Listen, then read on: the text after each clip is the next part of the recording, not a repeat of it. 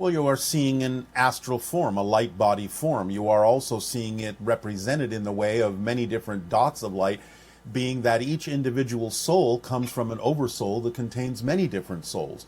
So you're seeing the potentiality of all the connections that that particular individual may have in connecting to other parallel realities, oversouls, and so on and so forth. So you're seeing it from the astral or light body perspective, the spiritual perspective of all the connections that that particular individual may be creating. And since only part of us is expressed in the physical, when we transition, do the rest of ourselves meet ourselves? If so, why do I never hear of this in the recounts of near-death experiences? Well, first of all, near-death experiences aren't death experiences because they're going to return. Therefore, they don't necessarily go as far, so to speak, into the spiritual realm as those who actually cross over permanently. So the idea is not that you meet your other self, but that you awaken as your higher self, containing the experiences you had as the physical individual, in the same way that as a child, you don't grow up to meet the adult, you become the adult that contains the experiences and memories of childhood.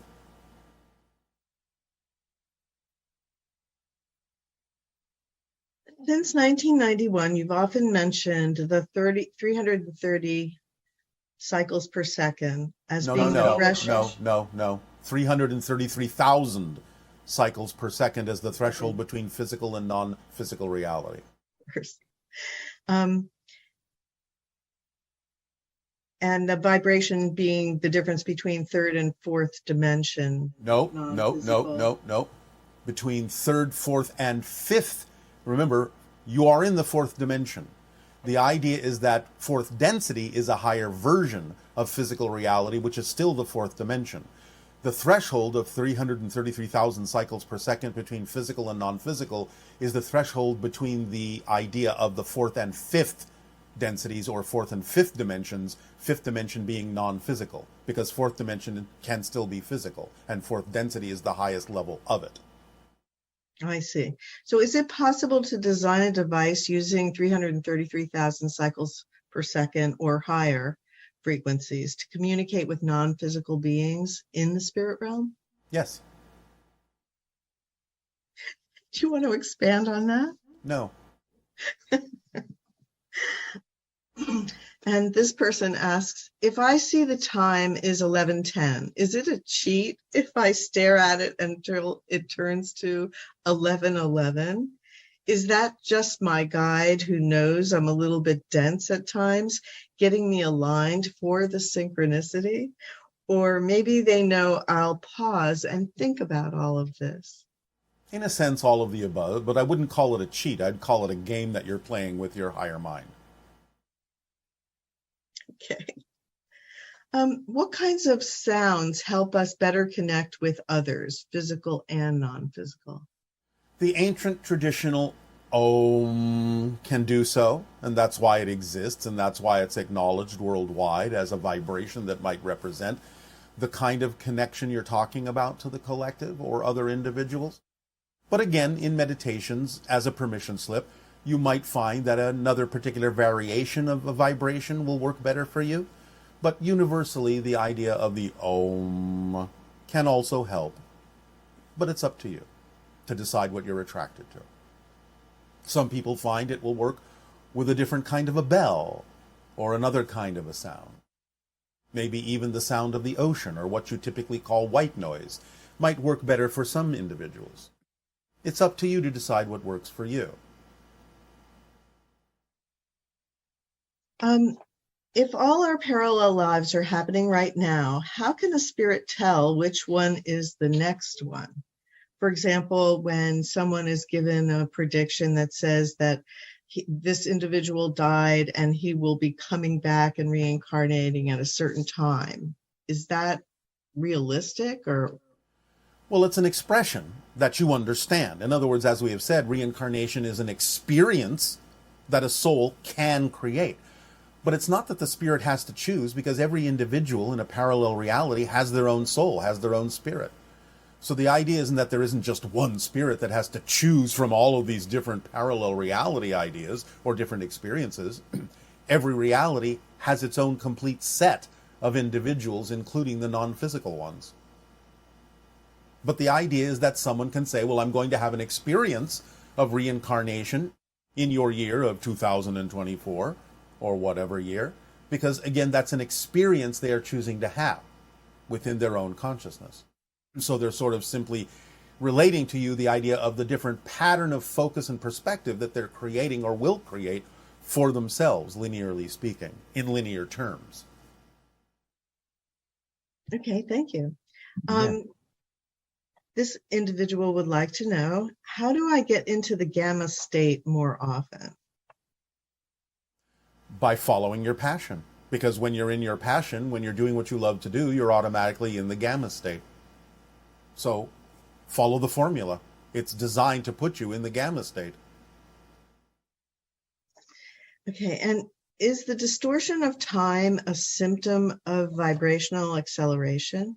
Yes, because you are creating your perception of time anyway. So as soon as you change your vibration, your perception of space and time can also shift. And how do we reprogram our subconscious mind? To do what? It's not elaborated upon. Oh, all right.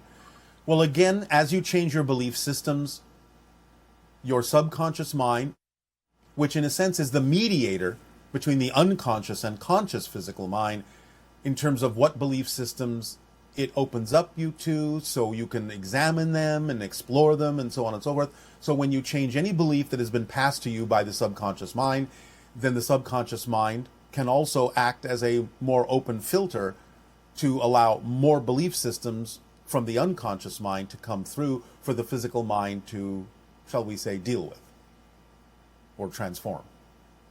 So by changing what the conscious mind and its relation to belief systems is all about, you also change what's going on in the subconscious mind, which is simply doing its duty of transferring things from the unconscious to the conscious mind.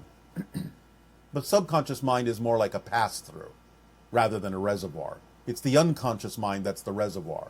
The subconscious mind is the valve through which things in the unconscious can pass through to the conscious mind to be examined, explored, and perhaps transformed. Okay, and how can I tell the difference between a negative belief generating a negative feeling versus old negative energy releasing itself from the system? Or is a negative belief always responsible for every negative feeling? Well, you've kind of said the same thing, because all you're talking about is a process of releasing negative beliefs that might allow you to feel the negative feelings. So you're talking about a process of knowing that the negative belief created the negative feeling, but are in the process of letting it go, and therefore may feel it temporarily until you truly let it go and the feeling transforms. So you're really talking about different phases of dealing with a negative belief that is creating a negative feeling. But it's always a negative belief that generates a negative feeling whenever you have a negative feeling. Generally speaking, yes, there may be a few exceptions, but not many. The exceptions would only happen if there is a purpose for processing a negative belief in a certain way that allows you to feel the negative feeling for a particular reason, but that can be looked at as a positive process. The Big Island. Haleakala is the heart chakra, is the Right. center point. It's where the hybrid children will wind up, True. in that particular enclave. But there's so much space on the Big Island. Yes, there is. I didn't say everyone in the world would go to Maui. Okay. I just said more will go to Maui. Okay. Well, thank you. All right. Yes. So, being that I live on the Big Island now. Yes, I could tell. Yes. But things are happening there. Many Changes are happening changes there. are happening. Yes, And of course, every place on earth has its own of course. specific energies, archetypes, deities. Yes. So, and of course, it's Big Island's very primal. Yes. I I've been getting used to the energies of the Big Island, Yes. but I'm very used to the energies of like the angels and ascended masters and beings like that. And I understand they're there too, but I don't feel their presence there as strongly Well, you may as simply be in a phase of your life where it's not necessarily important for you to pay that much attention to that. They're always around. Right. Again, it's just about what's important and relevant for you to perceive at any given moment based on where you're at in your process and your journey. true. I know. That's But- why I said it. But there's certain things I prefer more than others. So But are you doing the things that will actually allow you to experience what you say you prefer, or are you doing things that won't? Are your actions in alignment with your excitement and your preferences? I think that I was in a neutral state for a long time. Yes. And now I'm shifting more into my true north All right. there. All right. And then, so Then they should align. then if you allow them to align, if you act on them in an aligned way, then everything will be experienced as being aligned. Yes, of course. Okay. 'Cause Again, it doesn't mean that you might not test yourself now and then to make sure you actually are aligned or are just pretending that you are. All of you will do that from time to time. Is it just lip service, or are you actually walking your talk, as you say? But as soon as you know you are walking your talk, then in a sense, you won't really need to, shall we say, trick yourself, because it won't really matter what happens to you anymore. It will only matter what you do with what happens. You will not be gauging your serenity on what happens around you. You will simply be choosing your state and able to process anything that happens, no matter how it looks, no matter what anyone else's opinion or experience of it is, no matter how it originated, because you will know that you can give positive meaning to everything for yourself and extract the benefit from it. It doesn't mean that you stop recognizing what's negative and what's positive. It simply means you learn how to use what's negative in a positive way. And by being a living example to others in that way, you give them the option of recognizing that they can do that too. Mm-hmm. Yes? Yes. Okay. Okay. But you yourself are choosing to live on an edge because it's exciting, isn't it? Yes. And it's kind of odd there because sometimes it feels like time just stands still. And then other times it feels like once something's happened, then there's no time at all. Well, time is an illusion. True. So it's up to you how you experience it. But I remind you, because it is flexible, because it is just a projection of consciousness, because it is just a side effect of your consciousness shifting through billions of parallel realities, that creates your experience called time and change and space. As I remind you, when you are in the moment, when you're doing what you love to do, and it seems as if no time is passing, you're not paying attention to the passage of time, you actually aren't creating as much time. If it feels like half an hour has gone by and you look up from what you're doing and everyone says, oh no, it's been 5 hours, you have only aged half an hour because you only created half an hour of time. Yes. Yes? That's how you stay young, by living in the moment, and paradoxically how you live longer, by staying young, by living in the moment, by not creating as much time, you paradoxically live for a longer time. True. Now I understand that. At the same time, I wonder Yes, why. but some of them did not. Oh, okay. Geologically, though, places on Earth, are there some places where time, in quotations, may move slower or quicker, Yes. quicker, Yes. just because of its placement? Yes, Okay. and because of the collective consciousness in that area. Different cultures experience time in different ways. And therefore they may imbue that. There may be an aspect of the collective consciousness of Gaia itself, of the earth itself, that reflects the different ways in which the expressions of consciousness on the planet actually view and experience the concept of time. So different places may be set up to experience time in different ways for the different cultural experiences that you can have on the planet. Yes. Okay. So time may move differently in different areas on the earth. Yes.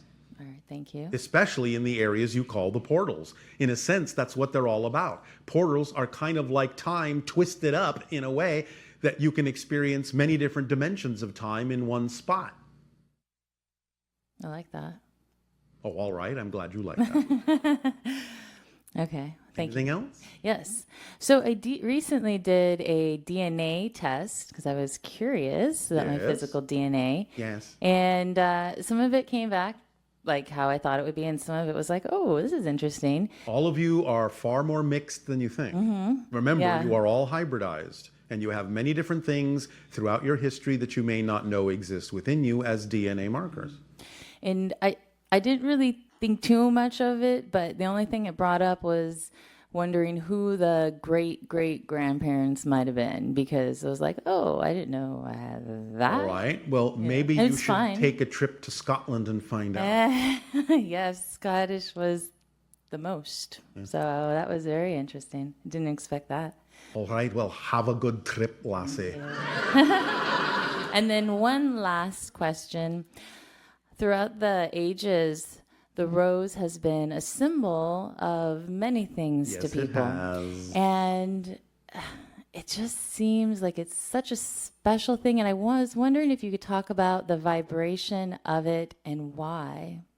Just Again, it's a big subject. However, you are making energetic connections from your present to other simultaneous existences that have a lot to do with that, such as organizations called the Rosicrucians.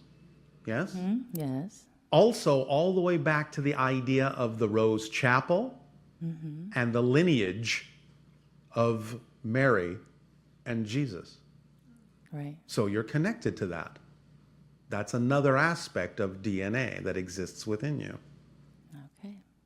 You may wish to investigate that a little bit. Okay. Well, thank you. Well, you're welcome. Okay, I think that's it.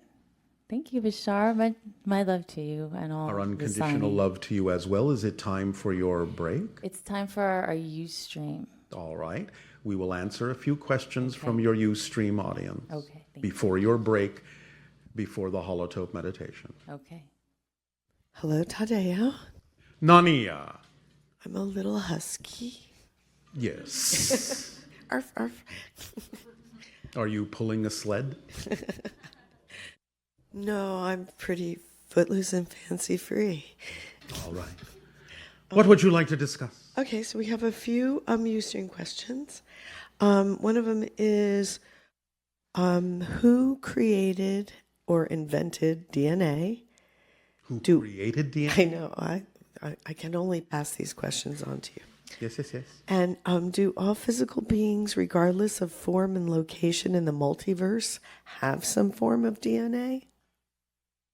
DNA is the first physical expression of consciousness in physical terms. It represents the idea of the spiral of creation from as above, so below, and also going from below to as above. So it's a double spiral, one coming down, one going up.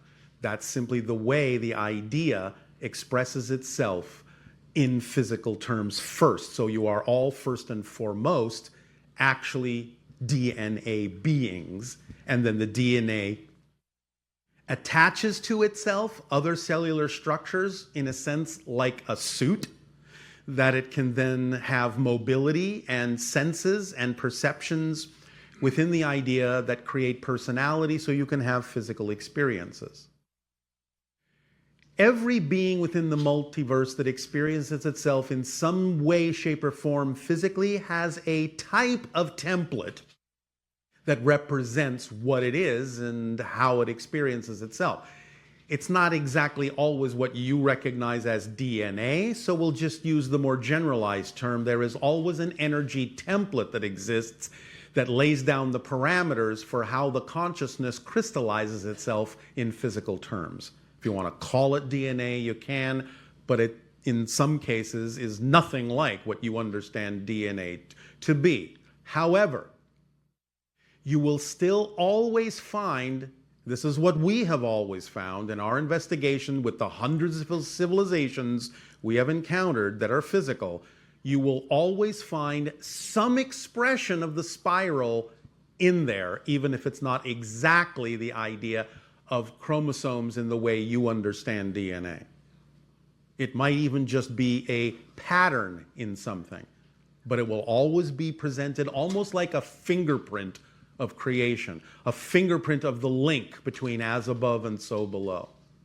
It's something that just gets frozen in physical terms when something experiences itself as coming from an energy form, a spirit form, into a physical representation. Does that make sense? Yes, yes. Actually, it's fascinating, and it's so efficient. Yes. But it is also representative, because that means there's always a bridge, there's always a link, there is always a clue that lets you know you can always know you're connected to Source, always. There is no such thing as being disconnected from it. You can create an experience of disconnection, but you're using your connection to create the experience of disconnection. In fact, if you look at it backwards, being able to have an experience of disconnection is proof that you're connected, because if you weren't connected, you would have no experience at all. So that spiral fingerprint is, in a sense, your clue that there is always a link and a connection to Source. Okay, and when people ground themselves, the idea of grounding, Yes. does that lower your vibration? No, it can in fact raise it. The idea of grounding in that context simply means you are stabilizing your frequency.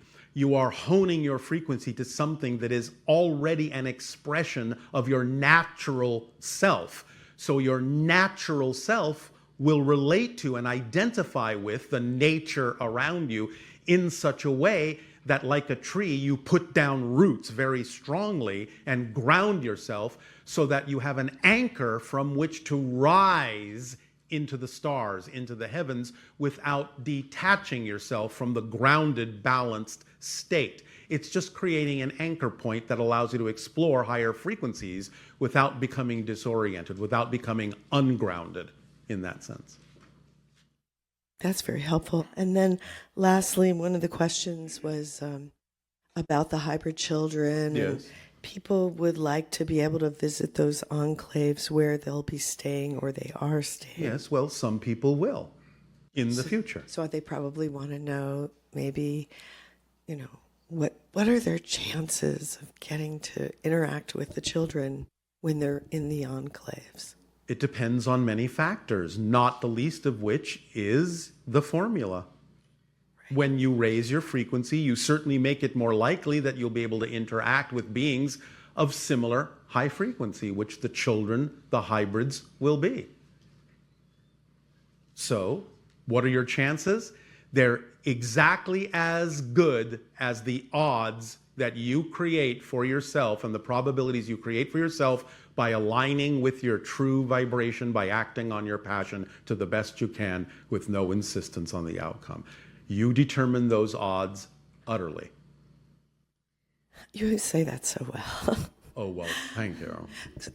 So we have a little surprise for you. Yes. First of all, Sampasi is going to come up here and she wants to ask you some questions for herself, and then she has something to give you from all of us. Oh, all right. Okay? Yes.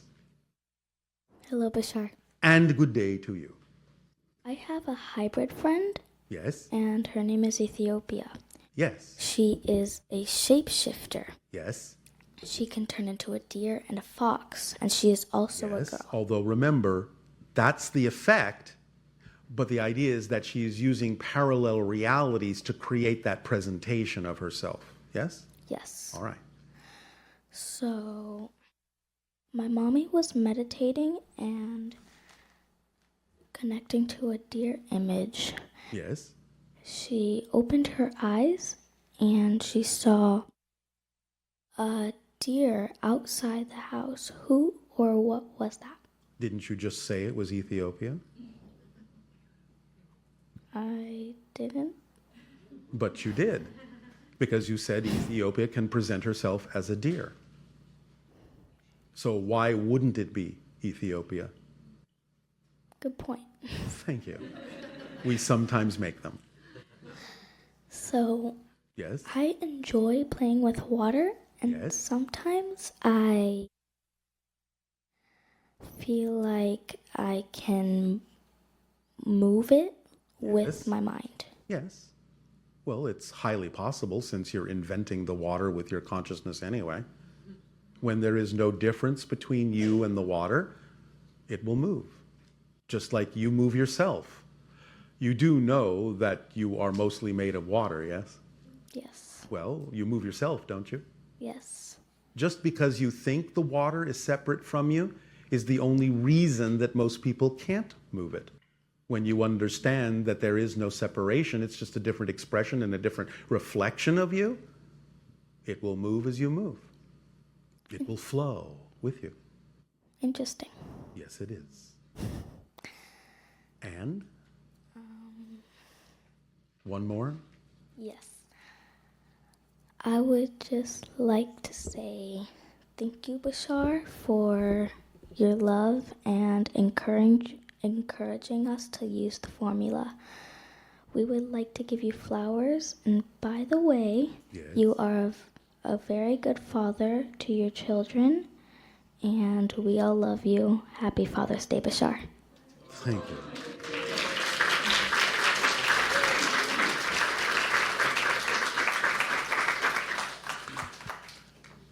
A father could not be more proud of the children that you are of the cosmos. We thank you and our unconditional gratitude, appreciation, and love to you all. Thank you, Bashar. Happy Father's Day. And we'll have the holotope now. Please take a short break. We will resume this transmission to give you your holotope meditation to help crystallize in the energy of the day.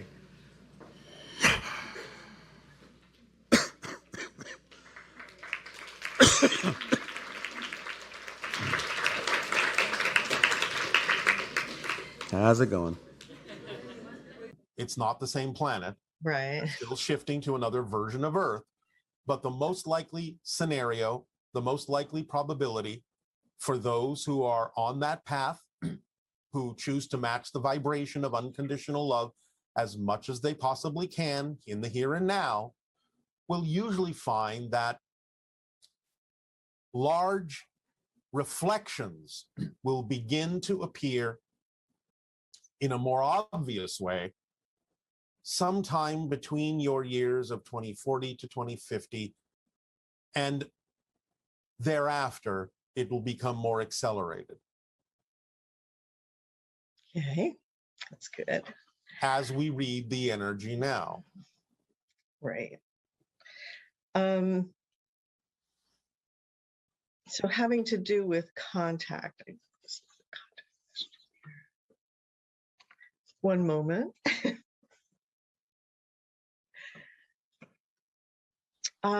Is there a symbol for the like a telepathic phone number symbol that represents the Shah Yael that you can share with us?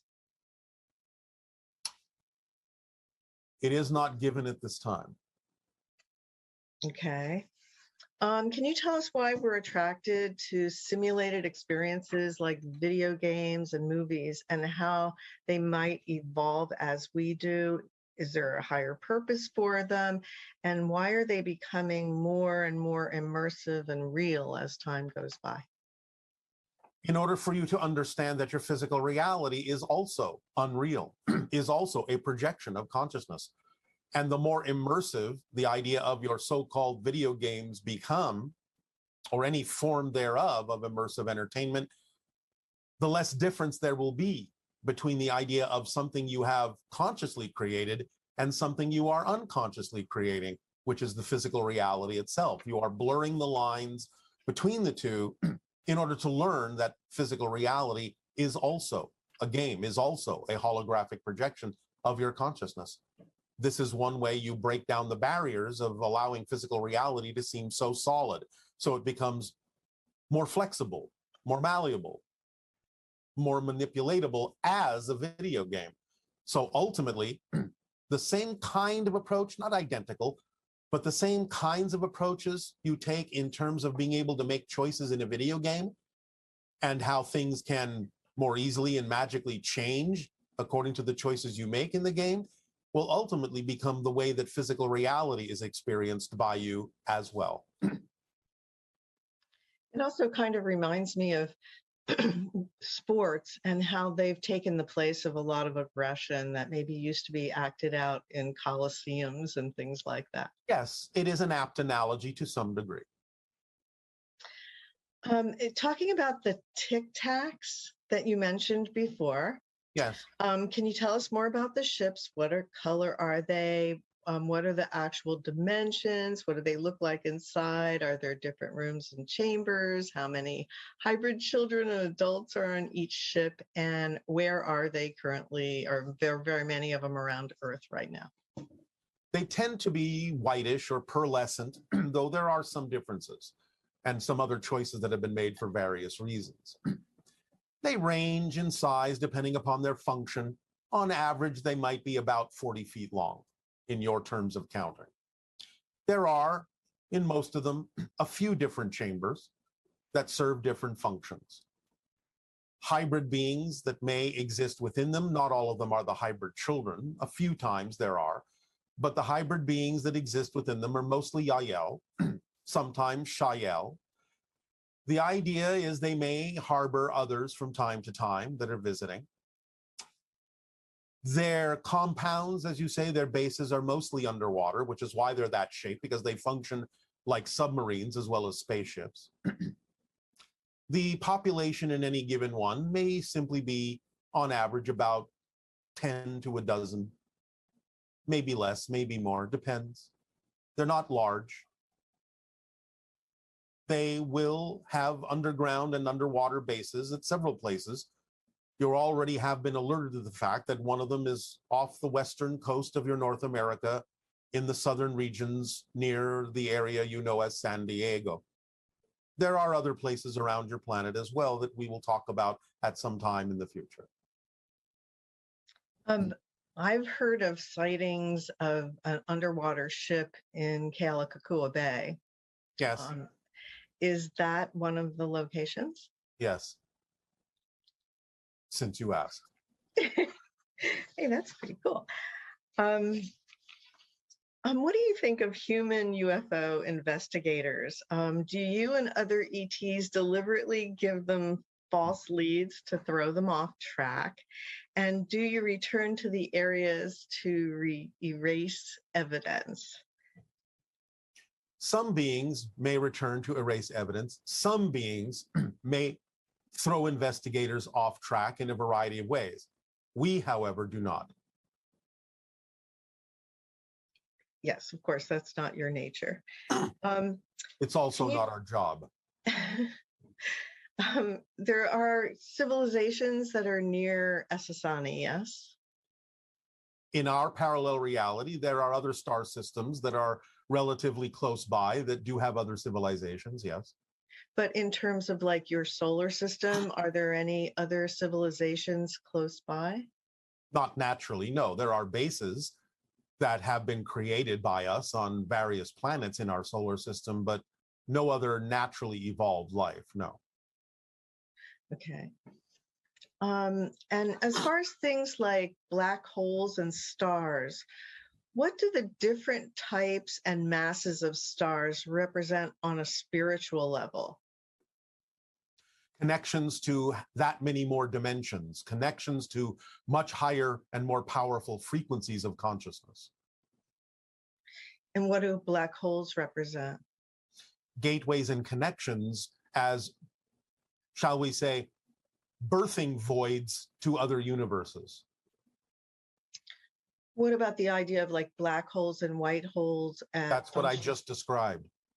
Birthing holes to other universes. So are they one and the same? Like a black hole, the other aspect of the black hole is a white hole? In many cases, not all cases, but in many cases, yes, they are the functioning corridors or tunnels that allow different universes to flow into other universes, thus interconnecting them all in a variety of ways. Can you tell us more about the eye and hair color and skin color of Yael, Shayael, and hybrid children in general? They are similar in many ways to us. They will have a variety of skin colors and eye pigmentations. Again, the Yael look a little more human than we do in terms of your understanding of humanity, so that they can blend among you a little bit more easily. There may be some traits within them that will stand out, like maybe having slightly larger eyes, things like that.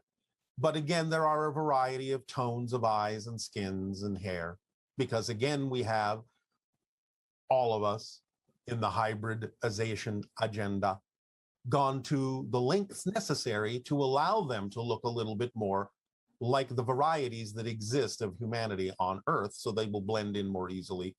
And there will be more compatibility genetically for the evolution of the hybrid race known as the sixth. Okay. Can you tell us something about the Yellowstone super volcano and other potentially world-altering volcanoes like that? No. Okay. When we look into the sun, our eyes can't handle that. What's the deeper meaning of this mass of high energy that is at the center of our solar system? And is it connected to the idea of how we can't meet you in person yet because of the energy level? It is an analogy for the idea that higher frequencies are not necessarily something that you can handle at this time. Yes, it's an analogy. Okay. And like when we see faces in nature through natural objects and plants and things like that, is this a form of communication that we're receiving like from the elemental shell of Earth, or? It can be. It can be. Sometimes it's simply your ability to recognize patterns, which is one of your survival traits. But the idea is that it can sometimes be driven by elemental communication or etheric communication, or your own consciousness reflecting something back to you that you may need to see at that particular moment and consider, that may take you into another avenue or another perspective that is important for you to explore. But again, it can be all these things, and it depends on what's going on. It depends on your ability to discern the difference in all those things. You can't necessarily just assume it's one thing or another automatically. You have to investigate and explore and go deeper into each occurrence of that to find out what is actually happening, because it can happen for many different reasons, as we have just described. So like for many people, if they look at a mountain, they can start to see a face that then gives the person a feeling of the consciousness of the mountain itself. Yes. But again, you may be doing that yourself, because right. As you expand your consciousness, you will perceive physical reality in a variety of different ways, some of which will be very archetypal, because you're now tapping into the archetypal levels of shells. And therefore, you will reflect back to yourself things in what may seem to be an anthropomorphic way to give you more insight into the consciousness of the planet itself. Yes. For example, in Arches National Park, it's a dark sky place. So it has incredible Milky Way viewing and everything. And there's a location that's called the Three Gossips. Yes. And if you stand there and you look at the Three Gossips, it starts, as the lighting changes, it starts to really look like there's three people standing there. Yes. And it comes with stories and all kinds of things when you're tapping in like that. Yes, so some of that is what we have already described, but that particular location also connects to the idea of what are called the Kachina spirits. So elaborate on that idea. The Kachina beings, as known by many Native American tribes, are beings, interdimensional beings that exist in what we would say are in between the dimensions, in the spaces in between, which is its own dimension. And that particular location not only can be utilized archetypally and etherically and elementally in the way that we've already described with the shells that we've talked about, but because of its particular nature and particular frequency, it can also strongly be used as a vortex to connect to the Kachina spirit beings and further communication between the humans and the Kachinas. So if you're standing there and you start experiencing these beings through Yes. these rock formations, it's basically a permission slip to Yes. access. Okay. To open up your consciousness in a particular way, on a particular frequency domain that allows for stronger and clearer communication with the Kachina spirits. And also, when you look at certain mountains or rock formations, they may look like animals. Yes. And they change as you look at them. Well, again, for a variety of reasons, you may be doing this, or something may be attempting to communicate with you. It can be many different things. So like it just depends on the level in which you're interested in connecting to. Right, like harmonizing with a certain energy accesses that energy within that rock formation. Well, yes, in a sense. To some degree, okay. It also can simply be a projection of your own consciousness. Right, yes. You've mentioned that humans have used magic wands to tap into their auric fields. Are there any instruction manuals that exist that can guide a modern person into tapping into their auric field? And are wands useful for tapping into earth energy shells, as you've mentioned? Like anything, it's a permission slip, but the most modern way for you to begin to understand how the idea of wands originated and why they can work as permission slips is to investigate the idea of waveguides in your modern science. What? Okay. Waveguides are usually devices of a certain dimension, and I don't mean dimension in the sense of other dimensions. I mean literally physical dimensionality, mathematical proportions, ratios, that will be tuned to certain wavelengths and frequencies of energy and guide those wavelengths by being of the same dimension or diameter as the wavelength through the waveguide, like a tube, like a wavelength, like an energy wave sliding through a tube of a certain diameter, because that is tuned to that wavelength. So the idea is that this has rendered down into the concept of wands, which is representative of an ancient technology that was understood long ago, and information about that was lost. So you're reinvestigating that again. But the investigation of waveguides can give you the basic understanding that underlies the concept of the so-called magic wand. Okay. What is your differentiation between surrender and submission? And do they just mean the same thing, or is it? Well, it depends on the meaning you give them, but we generally talk about the idea of surrender as a letting go of insistence and letting the control that's automatically built into you take over synchronistically and automatically. Submission might, to some people on your planet, be a similar concept, but it can, for most people, come with the concept of subservience, or in a more positive sense, shall we say, giving over to someone else's approach. But it can be done negatively too, by giving your power away to someone else, so to speak, or creating that experience. Of course, you don't ever actually give your power away. You're just pretending that you have. And that can be a negative version of the idea of submission. But the idea of acquiescing to a, shall we say, more reasoned and usable idea, you can allow yourself to submit to it, knowing that it actually may serve a better purpose than anything you may have yourself come up with in the moment. So these things are subtle variations in meaning depending upon how your words are used. And of course, the meanings of your words change over time anyway. So put your intent into using whatever word you use in a more positive light. And for you, that may then be the meaning of the word for you.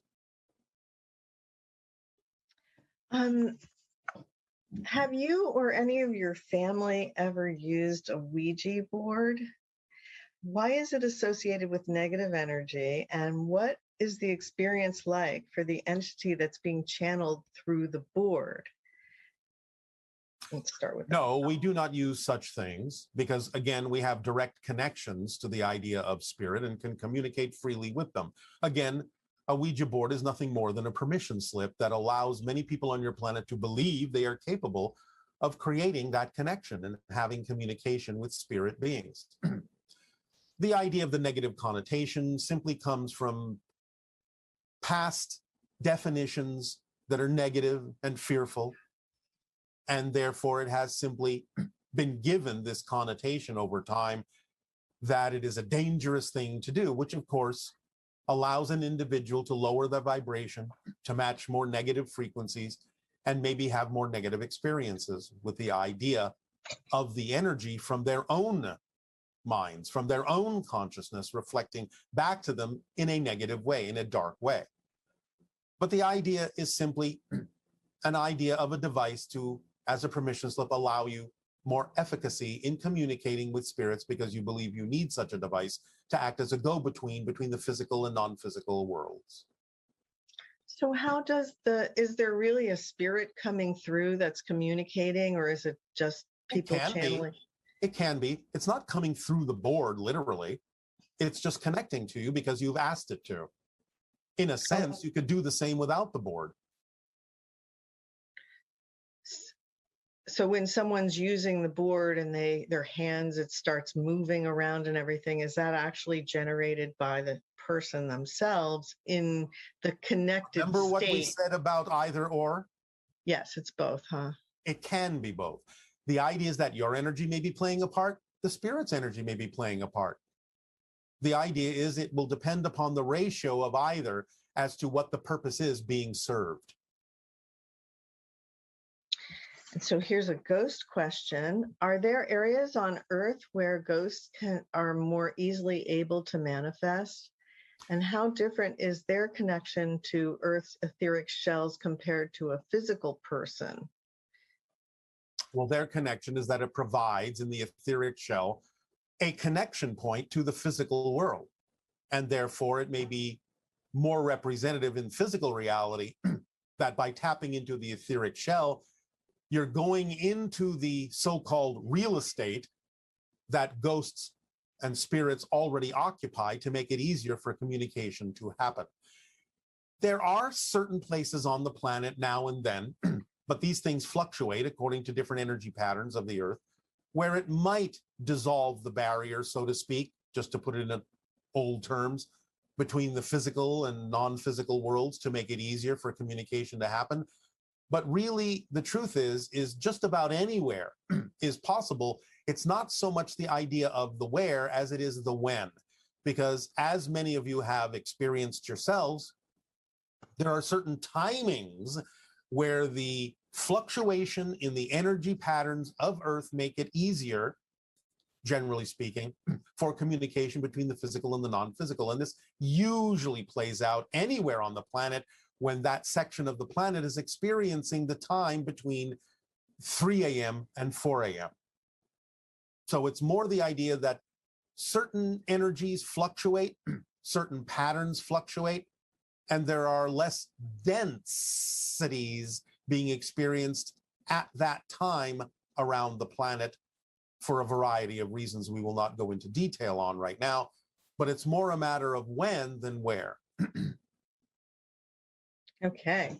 And so I guess our last question is, are trees sentient beings? Yes, just not sentient in the way you are.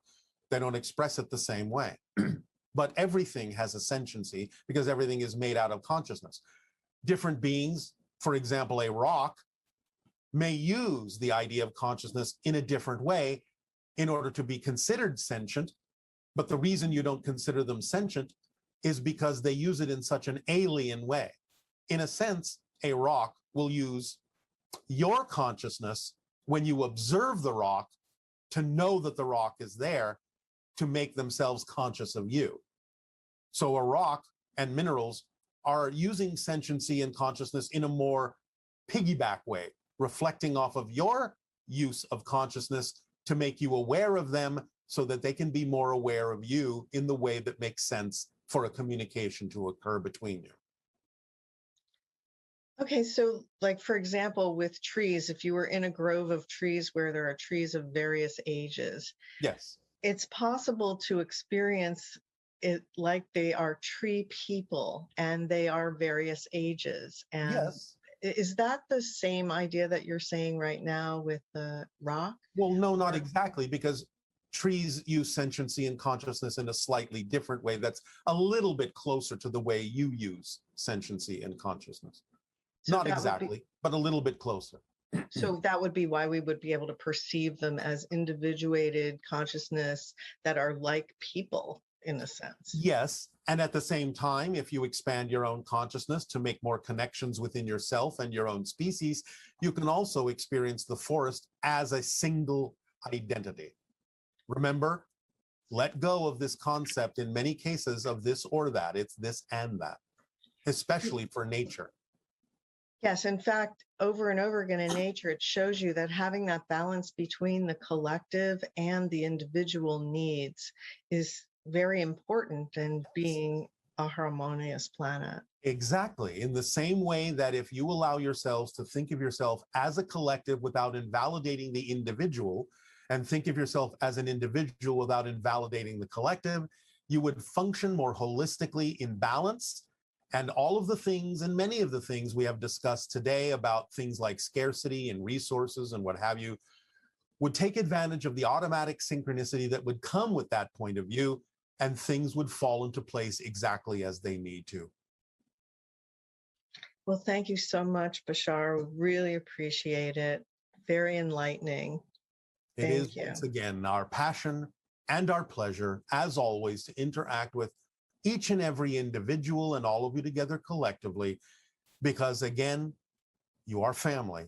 We are family. We are all one, and we are all individuals together on an exploration of consciousness and experience that shall never end. And that is exciting. So now, if you will, prepare yourselves for your imagination meditation exercise. Be a major contact event in 2026 or 2027. And we need to raise our vibration in order to connect with the ETs. Does this mean that by 2026, we will have raised our vibration high enough to physically connect with ETs? Is our raising our vibration to a certain level the threshold that will catapult us into this major contact event that you're describing? While raising your vibration is essential, the event that we are describing in your 2026, 2027 is not the kind of contact event that you may think it is.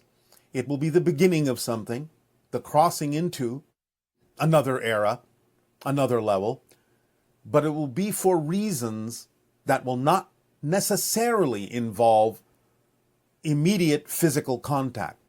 Raising your vibration is important to help accelerate into the time when physical contact will be available to you. But the incidents that lead up to this major contact event, while they will be helped by raising your vibration, will not necessarily be for the reasons that you think. We cannot go into too much detail at this time about exactly what causes this event. Regarding the major contact event foreseen at the time we were just describing, dear Bashar, we would like the ET civilizations involved in this future event to know that we are willing to help at any point during its preparation, if appropriate. We don't wish to be passive, but would be honored to begin joyful interplanetary cooperation in the spirit of beautiful relationships as we journey through the universe together. Well, all right, but again, follow your passion, follow the formula, raise your vibration. The major contact event will not necessarily be an immediate opportunity for what it is you are talking about, but it will lead to such if you continue along the path of your true self. And the reactions and responses to the major contact event will be observed by many and will determine exactly the schedule, so to speak, the agenda, so to speak, for how open contact may proceed from that point forward. You've described how direct physical encounters with extraterrestrial beings like yourself and others of higher vibration can cause psychic shock if the person meeting them hasn't raised their vibration enough.